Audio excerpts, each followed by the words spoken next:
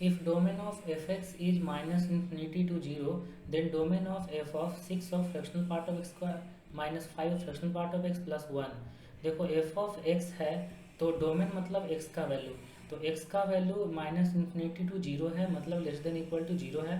तो यहाँ पे लिखा हुआ f of 6 of fractional part of x का square minus 5 of fractional part of x plus 1।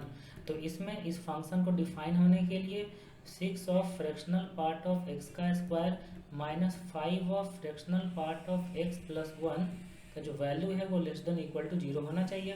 ठीक है, f ऑफ x है तो x less than equal to 0, f of this पूरा फंक्शन, ये पूरा फंक्शन का value less than equal to 0 होगा। तो इसको फैक्टराइज करते हैं तो ये होगा 3 of fractional part of x minus 1 और 2 of fractional part of x minus 1, ये फैक्टराइज करके आएगा जो लेस देन इक्वल टू 0 होना चाहिए। अब नंबर लाइन ड्रॉ करके इसको हम लोग देखें कि वैल्यू कहाँ से कहाँ तक हो सकता है। तो देखो नंबर लाइन ड्रॉ कर दिए, तो नंबर लाइन ड्रॉ कर दिए, यहाँ पे इधर पॉजिटिव x है इधर नेगेटिव x है। ठीक है, तो इसमें हम लोग देखते हैं अब कि ये 0 कहाँ पे हो रहा है। एक तो फ्रैक्शनल पार्ट ऑफ x का वैल्यू होना चाहिए 1/3 और 1/2। ठीक है, 1/2 पे ये 0, 1/3 पर ये 0। तो 1/2 से अगर ज़्यादा वैल्यू आएगा, 1/2 से ज़्यादा वैल्यू आएगा, जैसे कि 0.9 रखते हैं तो ये पॉजिटिव होगा, ये पॉजिटिव होगा, तो यहाँ पे पॉजिटिव बनेगा, यहाँ पे नेगेटिव बनेगा और यहाँ पे पॉजिटिव बनेगा। लेकिन चाहिए क्या, लेस देन इक्वल टू 0। ठीक है, लेस देन इक्वल टू 0 होना चाहिए, मतलब फ्रैक्शनल पार्ट ऑफ x का वैल्यू 1/3 से लेकर 1/2 तक होना चाहिए।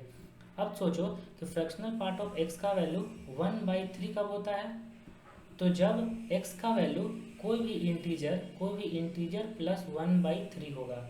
इंटीजर या तो n लिख दो या i लिख दो, तो n प्लस 1/3 अगर होगा x का वैल्यू तब इसका फ्रैक्शनल पार्ट 1/3 आता है। और जब n प्लस 1/2 होगा किसी x का वैल्यू तब उसका फ्रैक्शनल पार्ट 1/2 आता है। ठीक है, तो फ्रैक्शनल पार्ट ऑफ x का जो वैल्यू है वो होना चाहिए 1/3 से लेकर 1/2 तक। और 1/3 कब होता है, n प्लस 1/3, और 1/2 कब होता है, n प्लस 1/2। ठीक है, तो इसका मतलब x का जो वैल्यू है वो होगा n का वैल्यू अगर हम 1 रखते हैं तो 1 प्लस 1/3 से 1 प्लस 1/2 तक, 2 प्लस 1/3 से 2 प्लस 1/2 तक, 3 प्लस 1/3 से 3 प्लस 1/2 तक, ऐसा होगा।